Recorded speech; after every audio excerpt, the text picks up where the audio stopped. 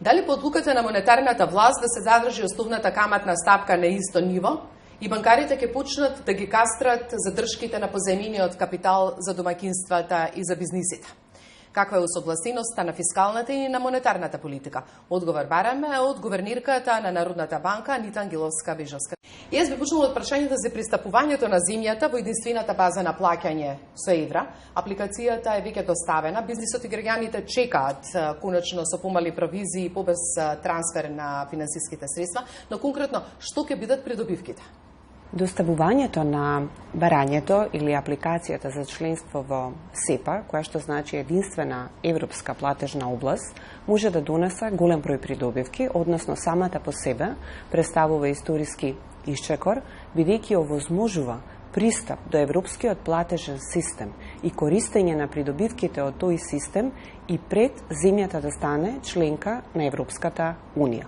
Во основа битни се две димензии кои што би сакала да ги потенцирам.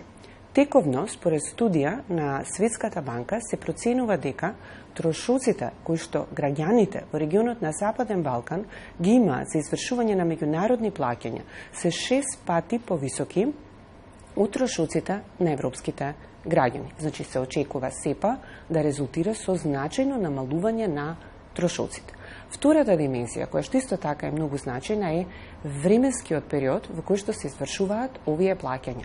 Тековно, за да се изврши едно меѓународно плаќање, потребни се најмалку неколку дена, а членството ќе значи плаќање во тек, односно реализирање на платежните трансакции во тек на еден ден, а доколку се работи за користење на инстант платежниот систем, тогаш дури и во за десетина секунди ќе може да се реализира плаќањето. По-конкретно, ако се фокусирам на граѓаните, ова особено ќе биде значајно за дознаките, бидејќи, како што знаете, дознаките кај нас, па и во регионот на Западен Балкан, играат значајна улога во економијата, достигнувајќи дури и до 15% од бруто домашниот производ. Во однос на компаниите, секако исто така, брзината е многу значајен елемент, трошоците се многу значајен елемент, може да ја потикнат уште повеќе трговијата, инвестициите, секако тоа на крај да резултира во повисок економски раст. Дури има проценки дека овој процес може да ја намали и сивата економија за околу 2% поени во регионот на Западен Балкан. Дали државата се уште има некои обврски што треба да ги исполни за да можеме да дојдеме до членството во СЕПА? Она што останува да се финализира е усвојување на измени на Законот за спречување на перење на пари, кои што впрочем се и веќе подготвени, се во фаза на финализација. Доколку ова се реализира, во скоро време се усвојат од страна на Собранието измените на овој закон, мислам дека може да се надеваме на позитивен исход до крајот на оваа година. Значи, до крајот на оваа година ќе имаме можеби позитивен сигнал од Европскиот платежен совет. Така е. Неделава извршениот одбор на монетарна политика донесе одлука да се задржи основната каматна стапка. Ако се анализира, некои централни банки веќе почнаа да ја намалуваат. Зошто монетарната власт во државава останува така предпазлива? Точно е, од октомври практично минатата година монетарната поставеност е непроменета, односно основната каматна стапка е задржана на 6,3%.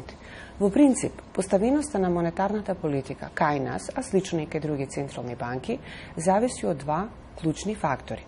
Првиот фактор е инфлацијата, а вториот многу значаен фактор исто така е девизниот пазар со оглед на монетарната стратегија која што имаме на одржување на стабилен девизен курс на денарот.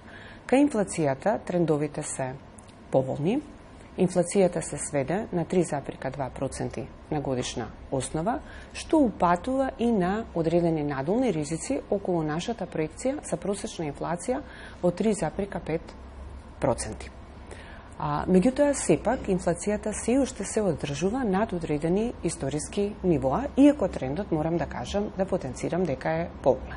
Во вториот сегмент, исто така, сега за сега има поволни остварувања на девизниот пазар, бидејќи речиси од средината на минатата година Централната банка на девизниот пазар со банките откупува, значи има нето вишоци кои што ги откупува Централната банка и тоа придонесува за натамошно кумулирање на девизни резерви, со што девизните текови практично во првата половина од оваа година се поволни и нешто поповолни од тоа што ние го очекувавме со нашите проекции. Секако ова генерално остава простор за водење на пофлексибилна монетарна политика, односно отпочнување на циклусот на олабавување на монетарната политика, доколку овие позитивни трендови кои што се присутни сега продолжат и понатаму, а нема некоја позначителна материализација на ризиците.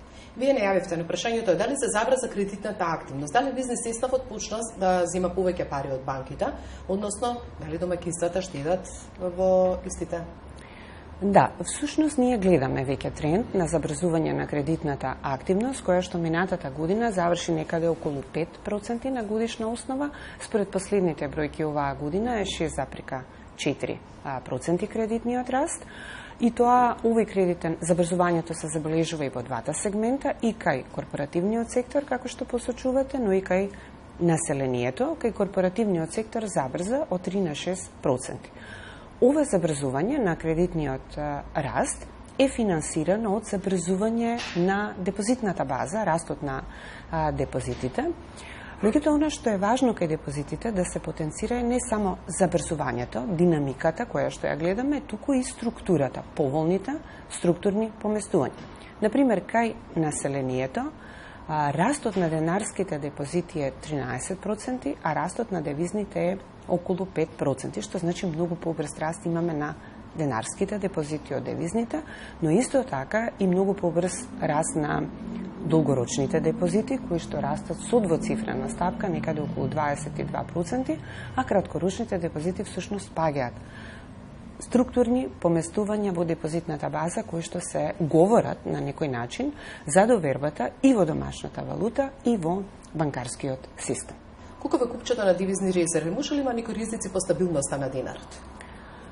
Она што би сакала да го потенцираме дека и покрај фактот што ние се соочивме со повеќе кризи во изминативе неколку години од невидени размери, Централната банка преку бројните мерки кои што ги преземаше успеа успешно да ја одржи стабилноста на девизниот курс.